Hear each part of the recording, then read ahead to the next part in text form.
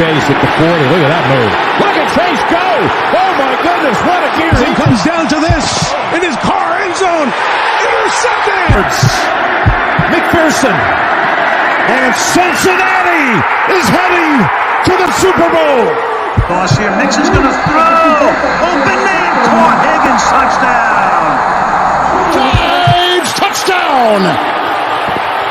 Joe Burrow has his first rushing touchdown of the season.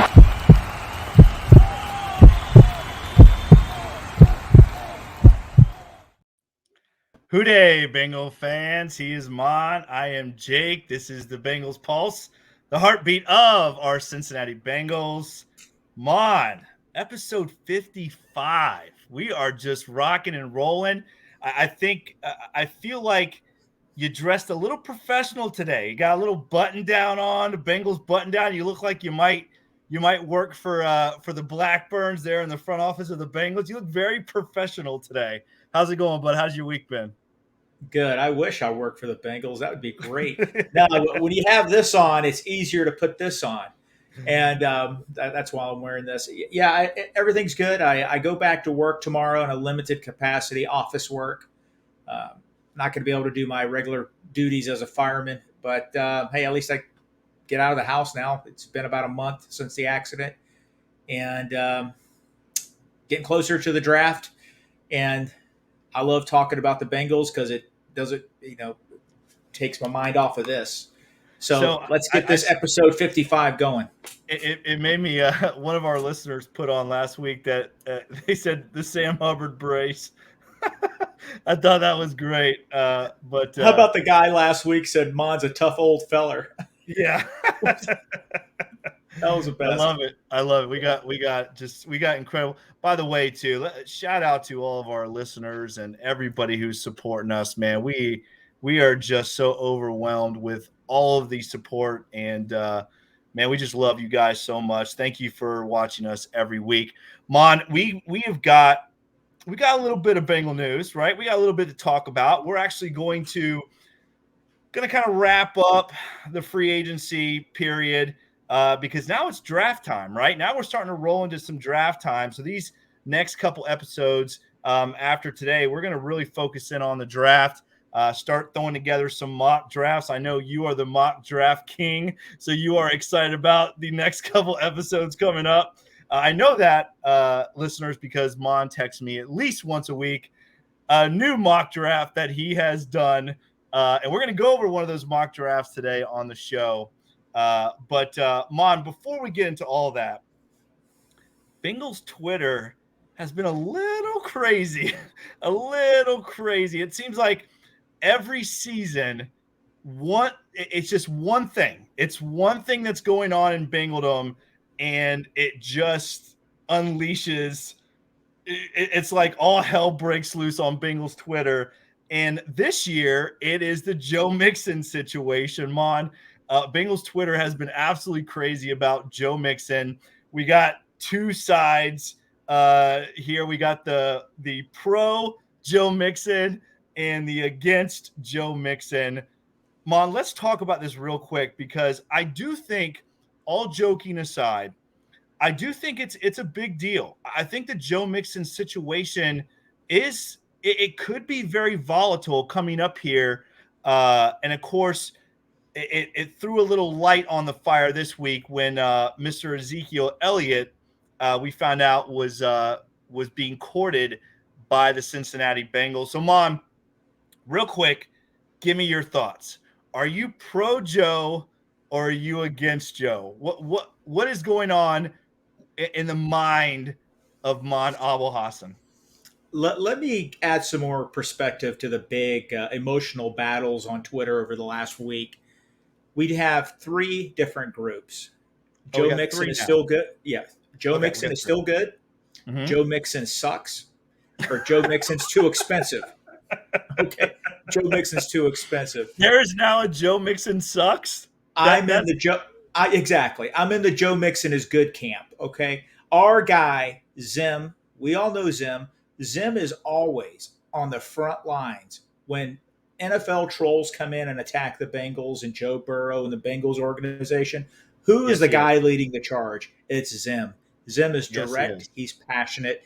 And he is on Mixon's side also. And of course, he's passionate and direct on Twitter. It rubs some people the wrong way. I get the frustration. Early in this debate, Jake, Jonah Williams was brought in. So Jonah Williams was getting a different position. Oh boy, here we People were go. I know people were making excuses for Jonah's struggles in this, but then you try to make an excuse or bring up data to stick up for Joe Mixon. You're making an excuse. It's selective outrage by people. I believe the Cincinnati Bengals. I believe the Selective Cincinnati outrage. I love that. It's selective outrage. I think the Cincinnati Bengals are a better team with Joe Mixon on it. He does not suck. He does not suck. Is he as elusive as he was before? I mean, he was never super elusive. He was more of a physical back. Yeah, he's a good player. He was his stats were a little down last year, but still he had an over 80% rating on Pro Football Focus. The year before, he was a 38th ranked player in the NFL top 100. He's not a bad player. The Bengals are a better team with him on that roster. I do understand the $12 million figure for the cap. I totally get that. That is a lot of money for a running back. I personally, I don't think he's going to be on the team at that number. I think that they're going to work something out. I get that angle, but the people that are throwing that angle out, they say, oh, he sucks. He's not this. Yards per carry, tackles for loss. They do these advanced, stats, Pro Football Focus. I mean, just these really analytical, advanced stats metrics. He tackled for loss, this and that. He led the NFL in this. Whatever, I get it, but use your eyeballs. He doesn't suck. Yeah. 20 carries for 105 yards in the divisional game. The guy is a productive, good player. I will say this: the Joe Mixon sucks camp. They keep on talking about Pacheco, 5th, 6th, 7th round players that come in and are productive. That is very true. That is true. But do we want to risk a 7th round pick to come in and hopefully he's as productive as a Pacheco or a 4th round pick? The Chiefs did have McKinnon, also a veteran. They had other players on there that were vets that could help out, but Pacheco did take over later on in the season. We need Mixon on the team. I understand lowering his cap number. We're a better team with him on it. And the Bengals are going to pick a running back in this draft to pair with him. And we'll see how that goes. But Mixon doesn't suck. And I'm sorry, the people that say that, I think it's foolish. It's silly. It's silly. And Zim, he came out with these. Listen, I know we can twist numbers any way we want, but the numbers he presented, pretty daggone good numbers. Facts, right? Facts. Yeah, they were facts. This is my thing with Joe Mixon. We've gotten to the point right now with free agency really kind of tailing off. There's nobody better out there than Joe Mixon, right? And so my stance is this: Joe Mixon does not suck. First of all, he is one of, I think, the top 15 running backs in the NFL. Now, in saying that, over $12 million for a running back is really ludicrous right now in today's NFL. It doesn't make sense paying a running back that much money. For me, I want Joe Mixon on the football team.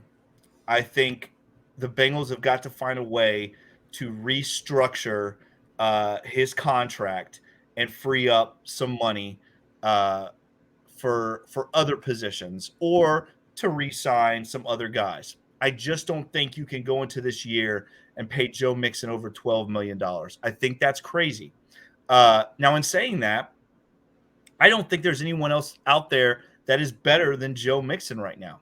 I think that, like you said, if the Bengals go into next year with a rookie running back and Travion Williams, that is a contract for trouble, serious trouble. This team is legitimate Super Bowl contenders, and you cannot just look at a position and say, hey, let's take a shot here and see if this 4th or 5th round running back is going to be as productive. You cannot do that. What you can do is restructure Joe's contract, draft a running back early. When I say early, I don't mean the 1st round. I'm talking about maybe late day 2, early day 3. Go out, draft a running back, and let him sit and see what he can do. To go into the season, cut Joe Mixon and draft a running back, and that's the guy, that is ludicrous. That there is nobody out there that can make sense of the Bengals doing something like that. Now, the Ezekiel Elliott thing is interesting, right? Because Ezekiel Elliott, to me, you and I battled a little bit over text this week. To me, he is better than Samaje Perine. He is equally as good of a pass blocker, and I think that's where he really helps the Bengals. I think he is top 5 running back in the NFL when it comes to pass blocking. Don't twist my words around. He's not the top 5 running back in the NFL. But when it comes to pass pro, he's right there with Samaje Perine. They're like 4 and 5 or 5 and 6, right there. To me, Ezekiel Elliott is a more athletic Samaje Perine. So I definitely could see the Bengals going out. Let's keep Joe. Let's restructure the contract. Let's use that money. Go get Ezekiel Elliott. Bring him in. Again, you've already heard what Ezekiel said. I just want to win a ring. This guy just wants to win a ring. It's not about the money. It's about winning a ring. Bring him in. The Bengals have got to find a pass pro running back. They have got to find one. I love Joe Mixon. He is atrocious. That is why Joe Mixon is not in on third downs, because he is a terrible pass blocker. That's why Joe Mixon was not in on the final drive of the Super Bowl, because he is a terrible pass blocker. He's a great dynamic player, but he cannot pass pro at all. So for me, go out, get Ezekiel Elliott, find a way to restructure Joe. If you go into the season with Joe Mixon, Ezekiel Elliott, and a rookie running back that can be groomed behind those two guys, the Bengals are going to be a better team for it. But to say that Joe Mixon sucks is absolutely ludicrous. It's just insane that somebody would say that. It's crazy. I agree with what you said. The struggles in pass blocking have been well documented. I do believe you touch base on the play in the Super Bowl. That was 3rd and 1. On 3rd and 1, our best running back needs to be in the game. Yep. I'm going to blame Coach Taylor on that. Okay. 3rd and 1, get him in the game, get him to get the first down. All right. Now listen, about Joe Mixon, his stats are a little off this year. He averaged under 4 yards per carry. Jake, we've talked about this 100 times on the Bengals Pulse. The Bengals started off 4-4 this year. They struggled initially. Why did they struggle? That offensive line had 4 new starters. They had to gel. They were trying to figure things out. A majority of Joe's sacks this year happened in the first 6 games. They were trying to figure it out. We were at the first game of the season against the Steelers.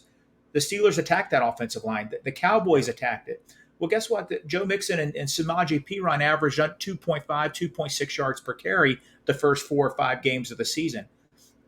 Things picked up after that. That 10-game win streak started when that offensive line started to gel, and this team took off. Joe Mixon's stats took off. Samaje Perine's stats took off. Everybody took off. It was a thing of beauty. Joe Mixon has his faults. He does. I'll be the first to admit that. But I forget the off-the-field stuff. I think he's a good presence in the locker room. I think the players love him. Also, he still has some gas in the tank. He's a good player. He is a very good player. And I just want to shift something to Jonah Williams real quick. Mixon has been a better pro than Jonah Williams.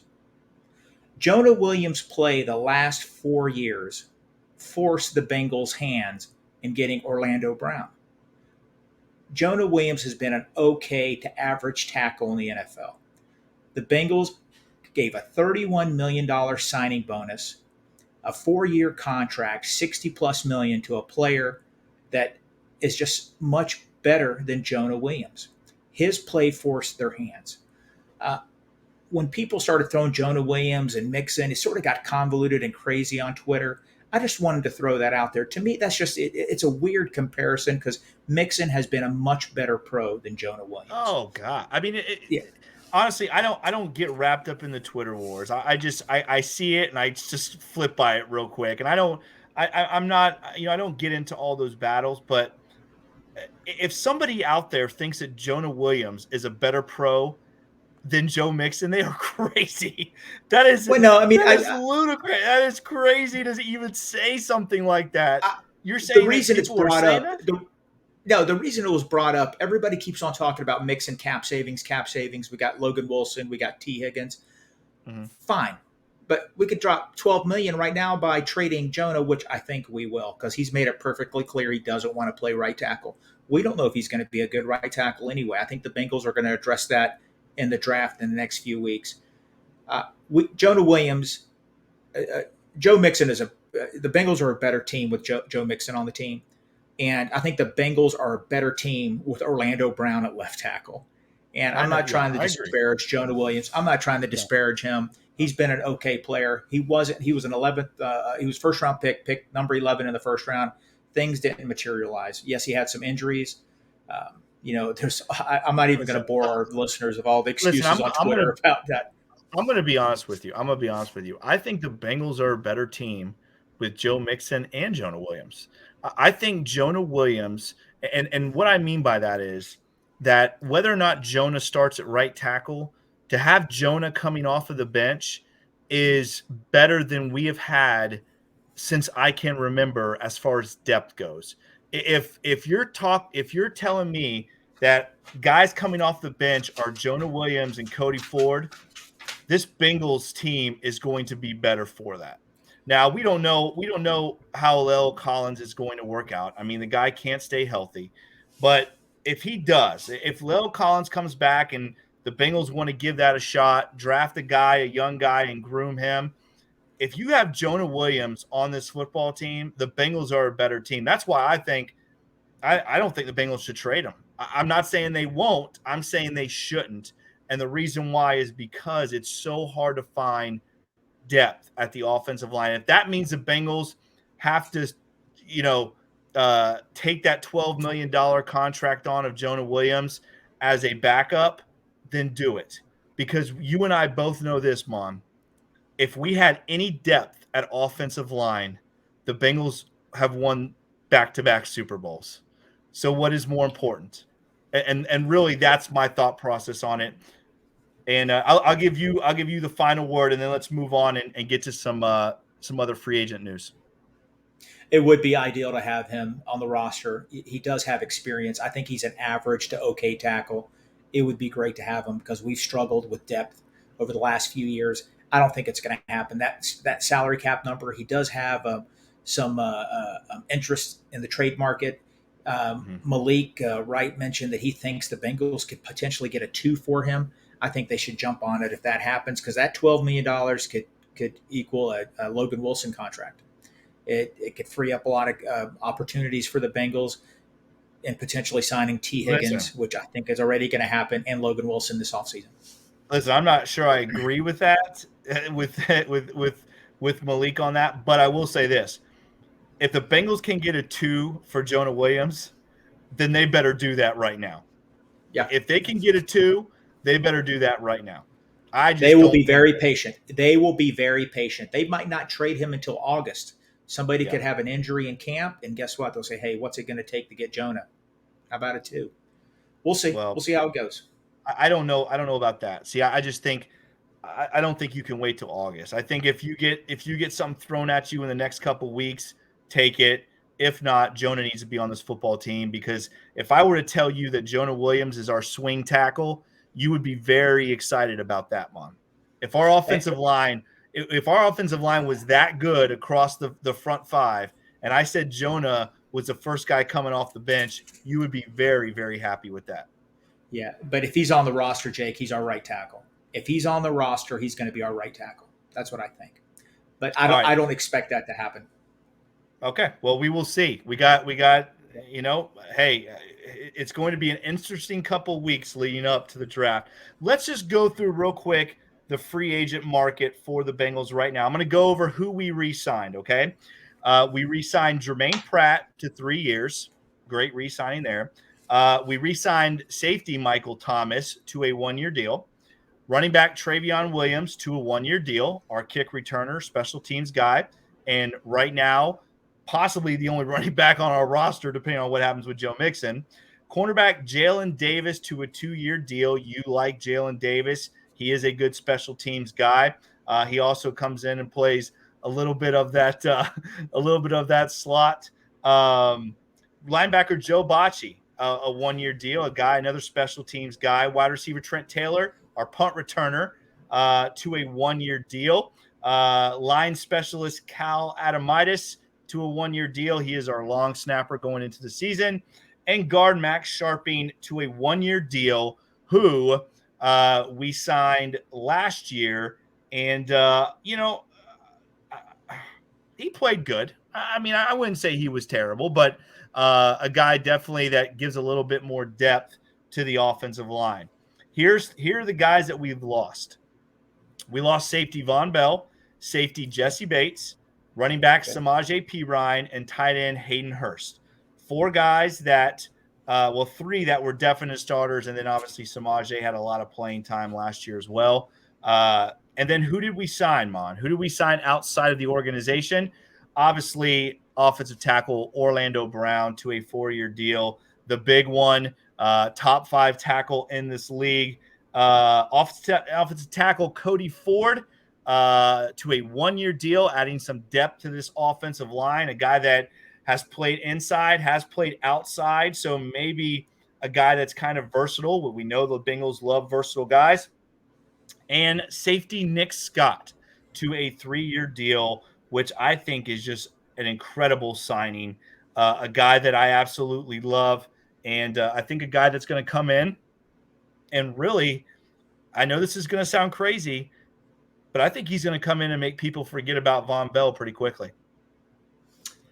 I think I like the signing. I do like it. He's athletic, Jake. We mentioned it last week. I think he's more athletic. He's more athletic than Von Bell. He is. He just doesn't have his time in Lou Anarumo's system. Von Bell knew it like the back of his hand. It's going to take a little bit of time, but his athleticism, him and Dax Hill both, hopefully that elite athleticism sort of makes up for the lack of experience in that defense. And I think we're going to be fine there. I think we're going to be fine because Lou Anarumo is one hell of a defensive back coach, one hell of a defensive coordinator. Well, I tell you what, we are going to be back there. We're going to be fast as hell. This defensive backfield with Nick Scott, Dax Hill, with Cheeto, with CTB, this and Hilton back there. This is a very fast defensive backfield, very athletic. Anderson, Tyson Anderson, and obviously Alan George, friend of the show. Those are guys that are very versatile and athletic as well. This is a very athletic Bengals backfield and secondary. So gonna be interesting to see though what comes down the pike here. If the Bengals are done, Eli Apple's still out there. Are they going to bring him back? Taylor Rapp, the other starting safety from the Rams, he is still out there, Mon, and a guy that has already visited Cincinnati. It's going to be very interesting to see if the Bengals bring Taylor Rapp in as well. I would love that depth bringing in Mr. Rapp. He still hasn't signed. I think free agency wise right now, I think it's going to take a back seat until the draft. If they don't get the position, a player they want in the draft, they could revisit that.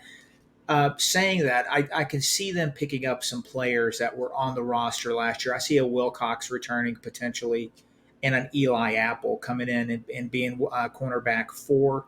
But I want to touch base on the athleticism. Speed is the name of the game right now. Speed, speed, speed. And the Bengals have that on defense. They have it. Yeah. And that's part of the reason we've had this amazing 2-year run. And it's going to be exciting to see how these guys develop over the next few years. It really is. Agreed. So here's some guys that are still out there, some free agent guys. obviously at running back because of the Joe Mixon situation, you have Kareem Hunt, you have Ezekiel Elliott, who we know is already tied to the Bengals. And that's a very short list, Mon. And I think that's what my point was earlier is there's nobody better out there than Joe Mixon. So if you're thinking about going and getting a cheaper running back, you're making a very big mistake, I think at least. And let's look at some edge rusher guys because I think that's right now, which is very interesting, right? Because the edge rushers usually go very quickly in free agency. This year, not so much. And there's still some pretty good names out there. Yannick Ngakoue is still out there. A guy that has been tied to the Bengals a little bit. You have Jadeveon Clowney. He is still out there. Again, these would all be one-year deals, but guys that might come in and shore up that pass rush for the Bengals. Leonard Floyd is still out there, a guy that we know very well. Frank Clark is still out there, another guy that we know very well. So you have some, even Justin Houston is still out there. So you have some guys that maybe bring them in on a one-year deal, Mon. If I said you could bring one of those guys in on a one-year deal, who would you take out of those five guys? Ngakoue, I think he's 28. He would be a great pickup. Again, like I mentioned a few minutes ago, I could see them revisiting that potentially. If they don't get a depth piece in the draft, they could bring him in and spell Hubbard and Hendrickson. And, of course, Osai, we're depending on him to continue to develop. He would be a great addition. Floyd did play for the Rams. I have a sour taste. I just didn't like – you remember that play in the Super Bowl? I remember the play. Yeah, I remember the dirty play. We thought Joe injured his knee. That guy's clapping and cheering that he hurt his knee. And I'm sorry. I just hate that. I can't stand it. And, whatever. If he comes on and helps the team, I'll never root against the Bengal. If Leonard Floyd becomes a Bengal, I'll be his biggest fan. But that left a sour taste in my mouth there. I didn't like that. Let's look at DBs real quick, too. We got Marcus Peters, right? A guy that we know very well. We got Shaquille Griffin. Shaquille Griffin is a guy that we also know very well. Taylor Rapp, who we talked about earlier in the show. And then you still have Eli Apple out there. And you still have Rock Sin, who is a safety player. If you could bring one of those guys in on a one-year deal, Mon, who do you bring in? I like Rocky Sin. I liked him coming out of college. I was convinced at that time he was going to be a Pittsburgh Steeler because they were just all over him in the pre-draft process. He's had an up and down career. I would love to see him potentially coming in, but I think that spot is going to go to Eli Apple. Eli Apple is going to be our vet. And Jake, I know you've said this numerous times. If we just take away the little chirping on Twitter and his, the way he is, and he's a talker, if you take that away, Eli Apple has been a very good pro player the last 2 years. Very good. And I think it would benefit the Bengals to bring him back. Well, and he knows the Bengals system, right? I think there's a couple players on there that are better than him. I think Marcus Peters would be an incredible addition to the Cincinnati Bengals. I love him. He's a ball hawk type guy. I think he would be an incredible addition as well. And last but not least, Mon, tight end. What are the Bengals going to do? First, before I say this, so let me say this real quick. Thoughts and prayers go out to Foster Moreau. Foster Moreau, obviously, if you guys haven't heard, which I'm sure you have, he went in for a physical with the Chiefs. They found cancer. And, again, thoughts and prayers go out to Foster Moreau and his family. 25 years old is it's heartbreaking. And just what an awful, awful thing. I mean, thank God that, he went in for a physical and they found it. But horrible that a 25-year-old young man has to go through something like that. Yeah, that is that was a punch in the gut. Takes we're refreshing our Twitter feed for 2 days straight, hoping he signs with the Bengals. this is bigger than football. It's about his health. He's a young man. Hopefully he beats this and he's able to continue his career. Prayers up to him. Yeah, absolutely. So let's look at this tight end market, because what are the Bengals going to do, Mon? Right now you got Irv Smith. I mean, that's it. That's the end. That's the end of the sentence. I mean, I hope the Bengals' thought process right now is not bring back Drew Sample and bring back Mitchell Wilcox, and that's our guys. I mean, I think this team is missing that guy. And man, the Bengals have got to find him. They have got to go out and find a tight end, because I'm telling you right now, Mon, if they don't, pick 28 better be a tight end. It better be. If it's Jake, not, I will lose it. Jake, that's my biggest fear, actually. And I'll tell you why. The Athletic, Paul Dehner, mention him all the time. He wrote a great article. The Bengals tight end room is all empty chairs right now. There's nobody in that room. I know. So are the Bengals basically forced to pick a tight end at 28? Listen, if tight end at 28 is best player available, run to the podium and pick him. But I think you're always best served to have BPA at that position. If somebody drops that you don't expect to be there, that's an elite talent, and then you're going to pick a tight end that is a borderline second round, late second round pick, you pick the BPA. But I don't think the Bengals can right now. I think that they're pretty much forced to pick a tight end. They are. They 100% are. They are. Let's go back to Jonah Williams real quick. Some team might want him. Maybe they have a backup tight end that they could give us. Who knows? I'm just throwing that out there. But there's some tight ends on the free agent market. Irv Smith potentially could come in. He was highly touted coming out of college. He's been injured. We don't have anybody in the tight end room right now. The Bengals will draft absolutely one, if not two tight ends in this draft. I want BPA at 28. I do too, Mom, but I also want a pot of gold. I mean, I don't know what to tell you. The Bengals can't go BPA right now unless they go out, and maybe they do. I mean, first of all, if you trade Jonah Williams to somebody, you better get a starting tight end, not a backup guy. You better go get a dude. But the Bengals have got to go out and find a veteran tight end. They got to go get somebody. Because reaching for a need is a recipe for disaster. Awful. It's awful. It's a recipe for disaster. Listen, I don't want that. I'm saying the Bengals have put themselves in that position, and maybe they feel like this tight end group is an elite group of rookies coming out, whatever the case may be. But if you don't go get somebody, you are going to have to draft one day one. You're just going to have to. Again, it's the only position right now, like you said, it's an empty room. It's all empty chairs. There's nobody in there.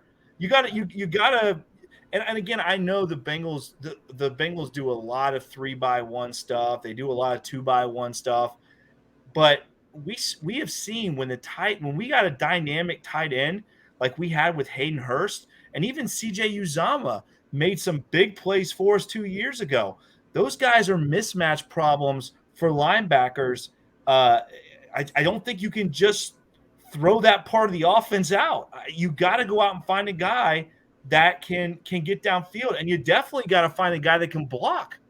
I mean, we have got to find a guy that's a good inline blocker.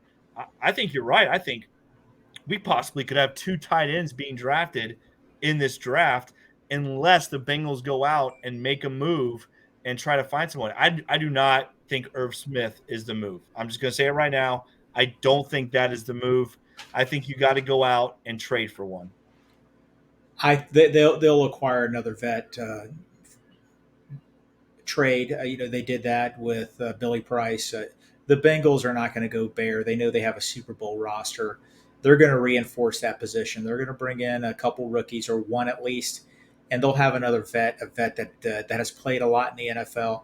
It is a little alarming right now, and I just when it comes to the lost decade of the 90s, the Bengals reached all the time in the draft. They reached for needs and never went BPA, and it burned them. And this Bengals front office is very, very smart, and I don't think they're going to do that. Again, if tight end is your BPA, by all means draft him. draft. It burned us in 2015. It burned us in 2015.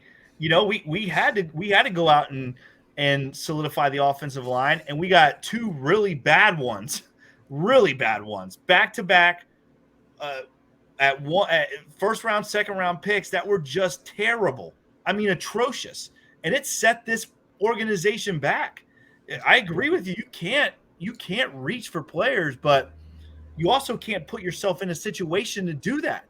And if the Bengals don't go out and find somebody, that is exactly what they have done. Let's look at let's. Oh, go ahead. You want to say something? It's okay. No, that's okay for those. Like I said, like we said, that led us to Joe Burrow. Those horrible drafts led us to Joe Burrow. Yes, it did. Yes, it did. All right. So, real quick. All right. So, listeners, again, let me just tell you how Maan operates here. And again, he has had some free time this last month, but I don't know if maybe it's a free time or not. But I think I have gotten at least 37 mock drafts from Maan in the last 2 weeks. Might be 38. I don't know. But this one, Maan, you posted and said this is the greatest mock draft of all time. I believe that's what you said. I don't want to put words in your mouth, but I'm pretty sure that's what you said. So I'm going to go through this. I want you to tell me why, Maan, this is the best mock draft of all time. I want to make sure there's facts behind it, and it's not just because you got a bump on your head and you're just talking crazy. So let's go through this real quick. All right, here we go. At 33, so the Bengals trade down, right? You trade with we traded with the Houston Texans. They got our day one pick at 28. We got their second and third round picks. Okay, so I'm just setting that up for our listeners.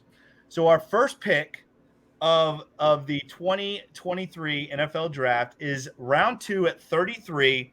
We pick corner Deonte Banks from Maryland. Now, I will say this.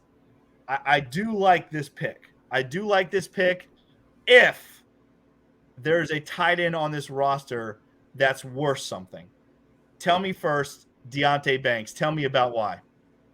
Well, Jake, first, this is a glitch on Pro Football Focus because he's not going to be available the second round. I think he's isn't he like the 16th ranked player in the draft or something like that? Yeah, I mean, I've seen him in the mid to late 20s. Listen, he's an athletic freak, 4.3 40. His testing is through the roof. 11.4, really good broad jump too, right? Yeah, he's just. I mean, this guy. I mean, reading some of the draft profiles, he's an all-pro in the making. You can never have enough cornerbacks, and I jumped on it. I jumped on it when I saw him there. If that happened, that would be an absolute steal for the Cincinnati Bengals to get him. Okay, here we go. Round 2 at 60. By the way, PFF gave you an A+ on that pick, Maan. That might be your first A+ of all time. But you actually got 2 A+ on this draft. So this might be your greatest mock draft of all time. Let's go to round 2, pick 60. The Bengals go out and draft the edge rusher, Tuli Tuapalada. Did I say that right? Tuapalada. Paludu. Yeah. Paludu from USC. Mon, tell me about this guy because they gave you an A on this pick. The Bengals worked him out at his pro day. Very talented edge rusher. The Bengals really want to improve their pass rush. I think they're going to get that way with better players, better depth. I mentioned this in early Bengal pulses years ago. Jake, you remember the days where the Bengals starting four was Geno Atkins, Carlos Dunlap, that Pecco, and they had all these guys that would just come in. The big tall guy, what was his name? The defensive lineman, I forgot his name. Michael Johnson. I am so sorry. Yeah. Michael Johnson. Those four were elite. Well, guess what? When they would get on the bench, they had guys that would come in, Frosty Rucker, Jonathan Fanene. These guys would get 7, 8, 9 sacks themselves. Yeah. That's what we want. We want people. We want these reserves to come in that give Sam Hubbard, Trey Hendrickson a break. And I think Tui Paludu could be one of those guys. Bright future. And don't forget, the Bengals have the second highest paid defensive line in football. Those contracts will eventually drop off, and we got to have quality talent to fill in those gaps eventually. So the Bengals are going to draft defensive linemen in this draft. Okay, I like it. So Tuli Tuipulotu. Yep. All right, I like it. So here we go. Round 3 at 73. This is the other pick we got from the Houston Texans. And I like this pick because finally, Maan, you pick a tight end. And the tight end is Sam Laporta from Iowa, a guy that the Bengals have been tied to. This was your other A-plus pick from PFF, Maan. They must think you're a genius. This grading scale is got to be better than any report card that you ever got. It's definitely better than any report card I ever got. There's a lot of A's on this one, Maan. So let's talk about Sam Laporta. Tell me about him, the tight end from Iowa.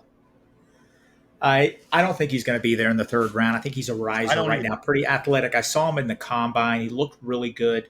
Some of the tape I saw, I'm not a big tape guy, but I did see him work out. Very athletic. He would be perfect for the Cincinnati Bengals. Perfect. As we mentioned just a few minutes ago, that tight end room is bare. If Sam is there, we need to jump all over it and get him. That would be an absolute steal for the Bengals. I'm hoping he's there, and I think the Bengals, I think they also worked him out privately or interviewed him. They did. Hopefully he's there. Okay. All right. So far, A+, A+. That's pretty good, Maan. That's pretty good. Here we go. Round 3. This is our third round pick at 94. Blake Freeland, tackle from BYU. Maan, PFF gave you an A on this one. Tell me about Blake Freeland, the tackle from BYU. Well, the last he had his workout yesterday, and he's really blowing up. He's flying up the charts. If he's there at 94, jump all over it. I expect him to be a second-round pick now. He's only 290 pounds, super athletic. What is it about BYU players? You worry about their age. Is this guy 26, 27? No, he's only, I think, 21 or 22. I asked Joe Goodberry that on Twitter because he was talking him up, and he's actually a young BYU player. And he's blowing up right now. The guy is really picking up a lot of steam. Earlier in the draft process on these mock drafts that we do, he was like a 6th or 7th round pick. Now he's up in the 3rd and 2nd round. He's rising, and if he's there, he could potentially be an answer for us at right tackle. He does need to put on some weight. He's under 300 pounds, but if you see him, he looks the part. Big guy. Well, I'm going to tell you what I do like about your first 4 picks is this. It's all position need, right? It's all the positions we just talked about at free agency. Defensive back, edge rusher, tight end, and tackle. So we have hit, if this works out, we have hit all 4 positions that the Bengals need. Now, this is where it gets interesting. This is where the front office, Maan, I think that's why you're wearing that shirt today. This is where the front office, Maan, starts to really work things out. What was that Kevin Costner movie where he was the guy, he worked for the Browns NFL team from Northern Ohio. What was that movie called? Do you remember? Like Draft Day. So here we go. Here's Maan as Kevin Costner here, wheeling and dealing on PFF mock draft. Maan, you traded. Let's see here. The Eagles, right? The Eagles. So the Eagles trade up. Is this right? Am I reading this right? No. Are you looking at the right draft? Yeah, I did. That's right. I did. We give the Eagles 92. That's how we got 94. So 92 was our third round pick. We gave the Eagles 92, and then we got the Eagles round 4 pick, right? Yes. Okay, I've read that right. Here we go. The 4th round pick is Kobe Turner, the D lineman from Wake Forest, Maan. You get another A on this pick. Tell me about Kobe Turner. I read up on him. He's about 290 pounds. He's he's same mold as a Geno Atkins, not as athletic. He's been productive. I think he played early in his career at a smaller college and then transferred to Wake Forest for his senior year. He's been pretty productive, average maybe 4 or 5 sacks a year. makes a lot of plays in the backfield, tackle for losses. At that spot in the draft, he's a lottery ticket. Good Right. depth. Bring him in, Right. and let's see if he can develop into a good 3 technique that maybe give B.J. Hill a breather here and there.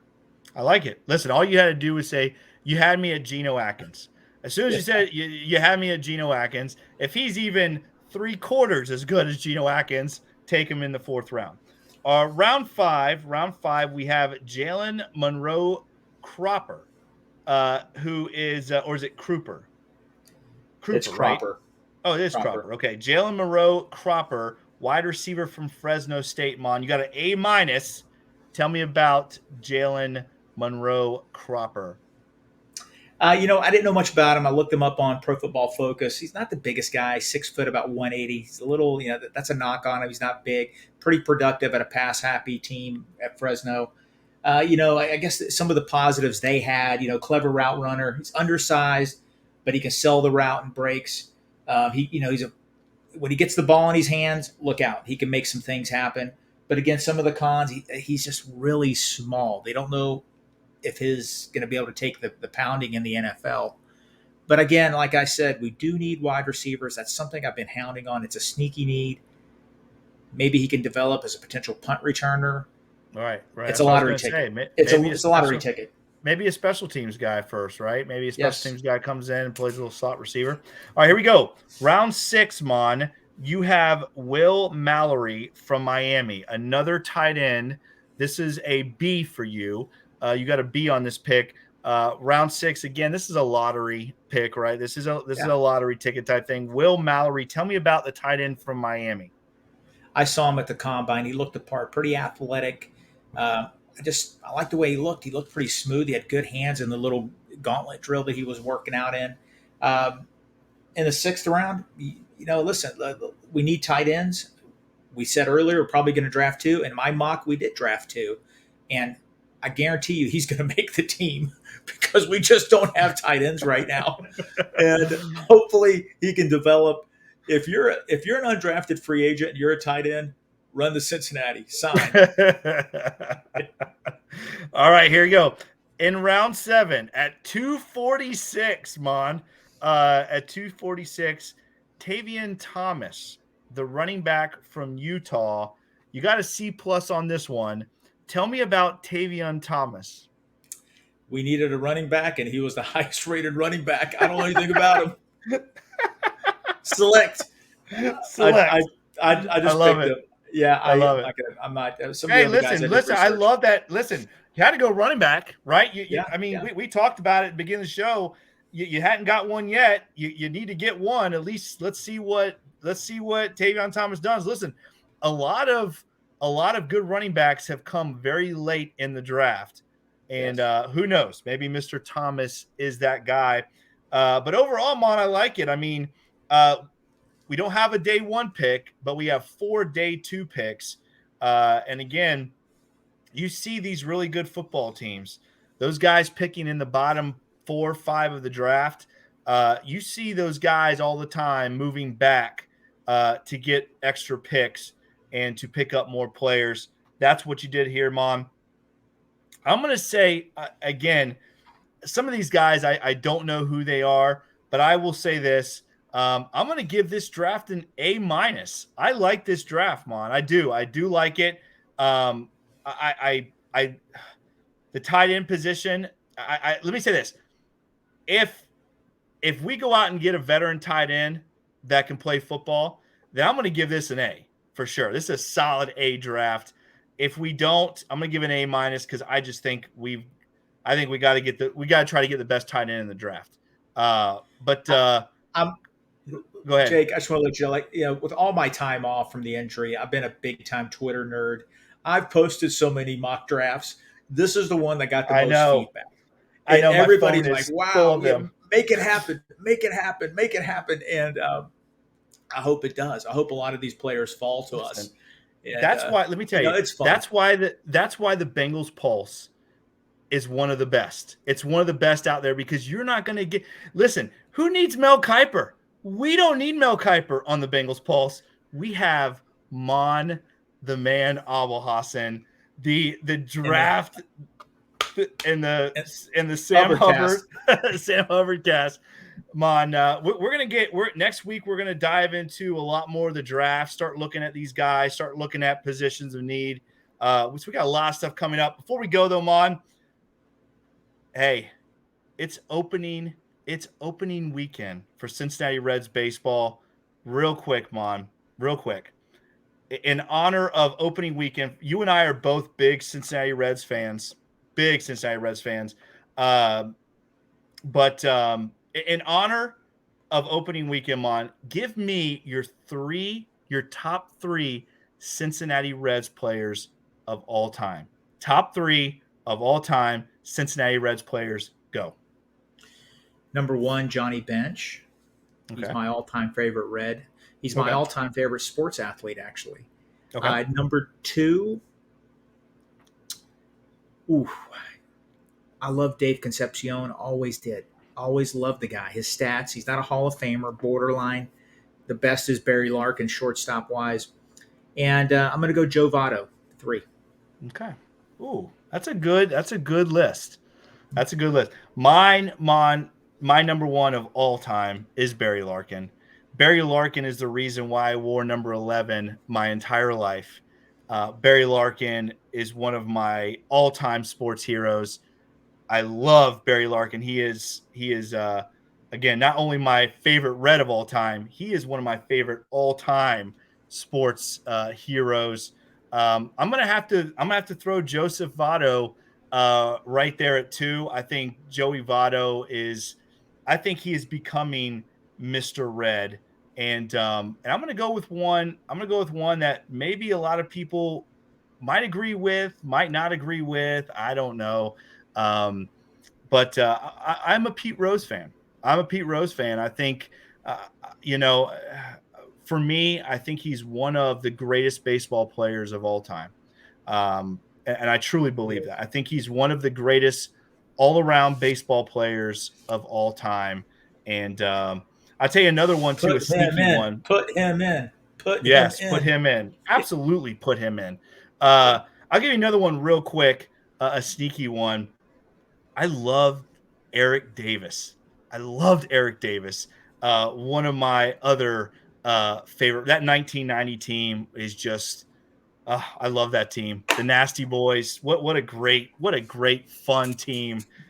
Go ahead. What are you gonna say? No, you're right. I'm telling you, the 90s Reds, they were never out of first place. They were wire to wire.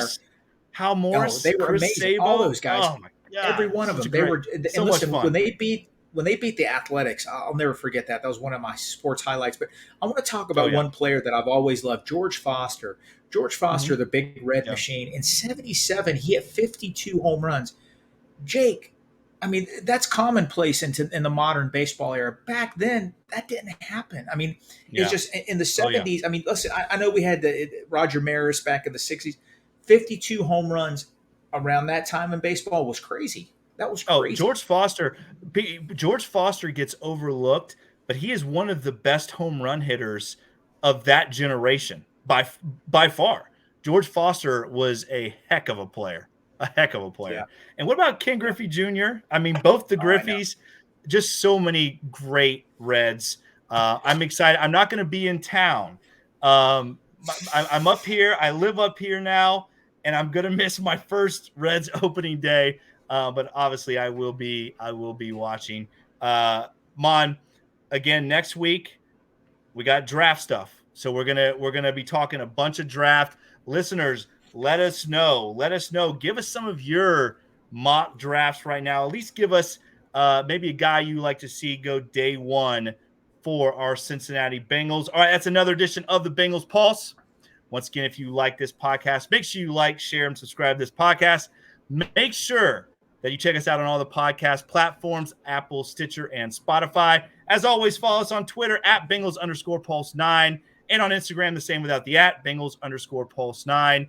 Make sure if you go on there, please give Maan and I that 5-star review. We very much appreciate that. And as always, check out all the awesome podcasts right here on the Wincinnati Podcast Network. He is Maan. I am Jake. This is the Bengals Pulse. Hoo-day, Bengal fans. See you guys. Take care. Day weekend. We'll see you next week. Stay safe.